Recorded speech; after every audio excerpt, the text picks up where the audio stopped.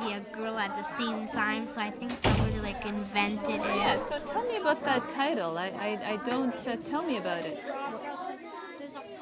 As teachers, we gather evidence of our students' understanding on a daily basis while they are in the process of learning. This information can be gathered quickly and can take many forms, such as observing students as they work in groups, asking clarifying questions, building rubrics with our students, or keeping anecdotal records to track their progress over time. This information guides our decisions about what we will do in class in order to fill in gaps, clarify misconceptions, and provide the kind of feedback that will help our students get back on track and move forward. Why is this helpful to you? I have my little clipboard. I have several things going on in that little clipboard. First of all, I have just a checklist. Certainly not a faster runner, but we wouldn't imagine the picture in our head because, like, the picture really helps. So you're saying that the picture book format just really helps you to visualize. Why do you think that was important? Remember what we talked about when you guys said that myths are an oral tradition? What's the connection there then? When people were telling the myths, they weren't written down, so what did that help them to do? To imagine, right? Yeah. I actually got a grid from somebody else, and then I added onto the grid and I tweaked it a little bit because I realized that if I can see somebody saying an idea 3 times in a discussion, that's good enough for me. So I make sure that I tell them every time they put a new idea, I try and put a tick in so that I know that they've done that. The observation sheet helps me know if a child has understood. I can see where they seem to be struggling, and I can identify areas I need to pinpoint in my teaching. So I can take note of that. And of course, sometimes you find that you note somebody a lot and then you forget somebody else. So the next time you have to make sure you go to that person first. Maybe I'll put a red dot on it so I make sure that I go to that person first. But I find it quite useful. You can't really get everybody on your page. So I have girls and boys, so I know where I have to go with it. But I find this is the only way that I can keep track of what's happening in a discussion. So what do you think it's about, this book? I think it's the same thing that you girl trying to find something. I think Searching for something? I think it's like our theme, the power of one. I noticed how it's always one girl who can like make a difference. I think so. Really? Okay. Okay, I'm writing that down so I can bring it up in a minute when we come to the front. Okay. I wonder why you thought that. Stop polluting, don't kill the earth. I ask clarifying questions to ensure that learning is secure. I will also ask for examples to further their understanding, as well as that of their peers. What does it say here, Carson? The little girl. I have 25 students, of which 18 are on IEPs. So I have a very large range in reading ability levels. The kids all have clipboards, so when I have my clipboard, it doesn't stand out to them. And I just created a class grid with their names. If something stands out, I'll just write the quote in, or I'll just make a note. But this along with the iPad for me are 2 important tools. Sometimes if we're having, a whole class discussion, it might be just that I, give students various sticky notes, and I'll say, oh, can you just write that down for me so I can have it later? And then I'll transcribe it. We have speech bubbles, and I'll put it on there, and okay, go stick it up there because that's something that, will guide us. That's a question you have.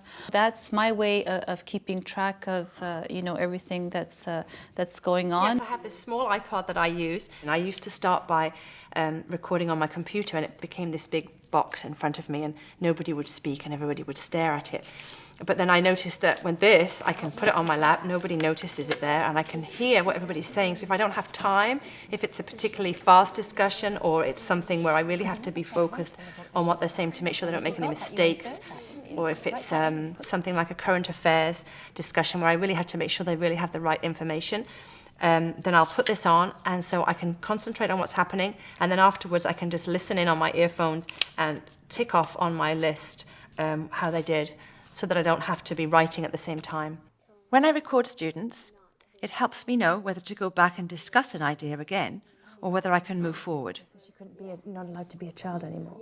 I use the iPad when the kids are doing paired work or group work because I'll just put iPads on and I'll hit, and they know the sound now that when they hear that sound, they know the iPad's recording. So as soon as I put it on their table or their desk or their carpet area and I hit the record button, they know they're being recorded. So that in itself is a way to help me record what they're doing and help me to help them self-manage their talk. A question for you guys.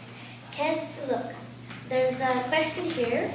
Someone is hidden in this room. Can you see him? Yeah. I record all the students during their book talks using the iPad. And actually what's neat about this is I can then project them on the screen later. And we've looked at some of their book talks because I can just plug it in through my projector. They can self-assess. We see each other. Somebody. And I'd shared some of those presentations with parents by using the iPad. Sometimes I can look at other people's rubrics or people's checklists for inspiration, but I find that it doesn't take long. As you're going along in an activity, say I plan on having reading here, research there, we're going to have an oral presentation. I think, what do I want from this oral presentation? Make a few notes, and then, oh, well, that's the rubric right there. And sometimes it can be part of the initial activity. We can be doing an inquiry with the students and say, okay, we plan on exploring biography. What are some of the kinds of things that we could explore? On a ship to America. I guess in the discussions at the beginning, I would point out certain things and certain ways, and encourage the children to look at other people that were doing certain things. Yes. And another way was to ask somebody in the class to scribe. It was another adult was in the class, and I asked her to scribe as we were doing a short discussion, and then I showed the children where different people offered ideas or gave examples or had an opinion about something or moved the discussion forward, so they can see in a very concrete way how discussions move and the kinds of things that they could say. Yeah. And we go back and visit that again if people are not really sure, especially if they're not sure how to rate themselves on the rubric. Right. And they say, well, I move the discussion forward, so tell me what that looks like. And then I can go over here and say, well, look, this is an example of moving it forward. Is that the kind of thing you did? Yes. So that they really understand what they're saying. Okay. Adding on to Tristan, I believe that her dad was really the one that she shared the creativity with. Just like William said, when the father was gone, it was like she had no one left to like listen to her. Okay. And I think it was like she didn't nobody was listening. Like she didn't have anybody nobody was gonna listen to her because there's no one else.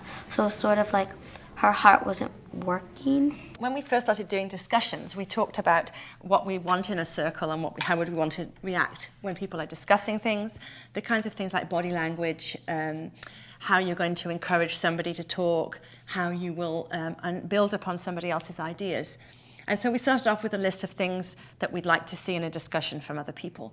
And then we found things that people did and they admitted to doing, that perhaps sometimes they're thinking about what's for supper, or maybe they turn their body and that puts somebody off from talking. So eventually we created a rubric. And I'm going to ask you to fill out an index card, an exit card. One thing that you think you did really well in our Talking to Learn, and one thing you need to work on. So 2 things in all. One thing you did well, one thing you need to work on. Exit cards help me check in for understanding. They help me know where to go next and offer students a chance to self-assess in a confidential way. And while you do that, I'm going to quickly scan over your pieces and maybe I'll look at certain things that I'd like to have a look at again. Okay? He's the one who wrote the story.